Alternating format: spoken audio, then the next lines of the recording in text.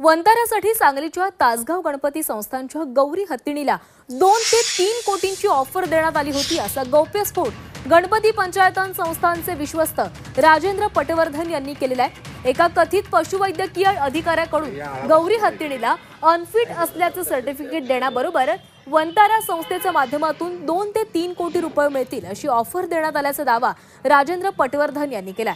तसंच हत्तीबाबत किडनॅपिंगची प्रक्रिया सुरू असल्याचा गंभीर आरोप देखील पटवर्धन यांच्याकडून करण्यात आलाय। नांदणी मठाच्या माधुरी हत्तीच्या पार्श्वभूमीवर तासगावकरांच्या गौरी हत्तीच्या संरक्षणासाठी येत्या संकष्टीपासूनच सह्यांची मोहीम देखील राबवण्यात येणार असल्याचं राजेंद्र पटवर्धन यांनी स्पष्ट केलं। माझ्या सगळ्या हातात आहे, मी सर्टिफिकेट देतो, तुमचा हत्ती अनफिट आहे आणि मग लगेच त्यांची माणसं येतील, हत्ती घेऊन जातील, तुम्हाला पैसे भरपूर देतील। 2-3 कोटी रुपये तुम्ही का सोडताय त्यावेळी असे म्हणाले हा असं म्हणाले मला ऑफर आली होती।